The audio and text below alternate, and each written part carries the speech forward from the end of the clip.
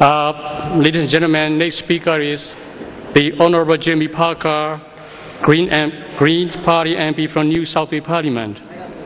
Jamie also has been working for the promotions of democracy and human rights for so many years. He stayed active in working for Burma cause. Jamie Parker, please come here to talk something about Burma.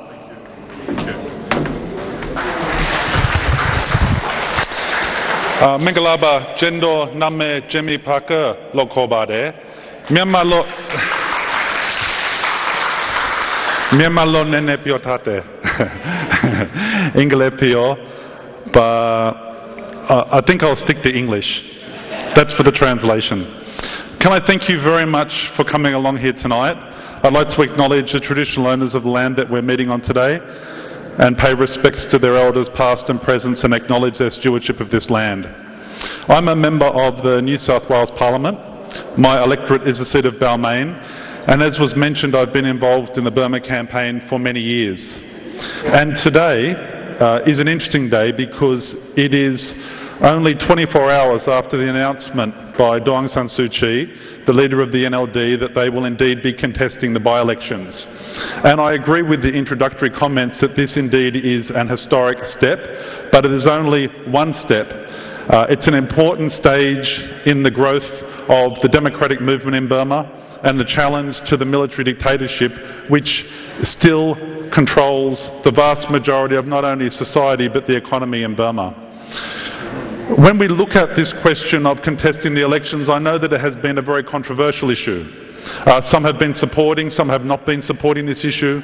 But the fact is that now the lady Aung San Suu Kyi has made that decision with her colleagues in the NLD. It is definitely worth supporting.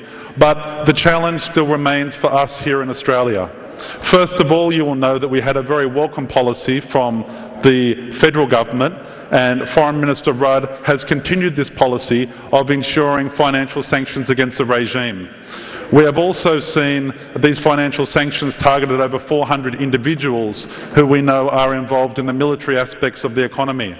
In the United States, we've seen the United States government have what they've called an engagement and sanctions policy, which is definitely delivering results because of the steps we've seen in terms of the amendments to the Constitution, which allowed the NLD the space to participate in the election. But for us, as activists here in Australia, as supporters of the democratic movement in Burma, there's just three small points that I'd like to raise.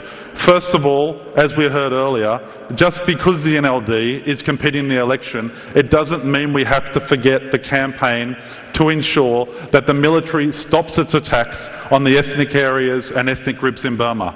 This is an absolutely critical demand which we must continue to make sure that our brothers and sisters, the Kachinas we've heard, the Karen and others throughout Burma, are protected from the attacks by the military.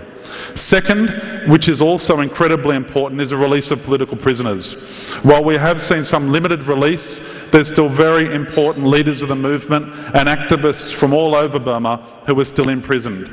And finally, I think one of the most important things that we need to do is look at how we can support civil society in Burma. Support the emergence of trade unions. We know now that farmers groups are allowed to organise associations, which they never were before.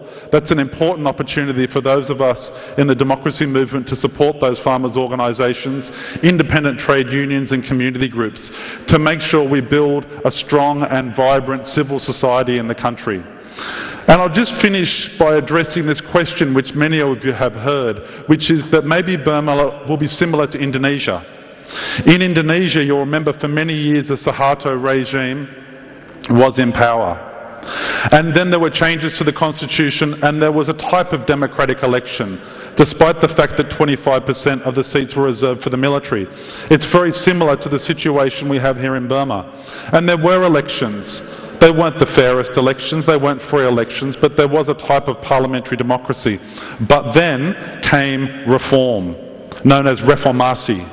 People took to the streets. Civil society engaged in a huge campaign through their trade unions, through their community organisations, through religious organisations, to make sure that it wasn't just about elections, it was about changing the way that the relations in that society worked, to sweep away Suharto and his cronies that ran the economy.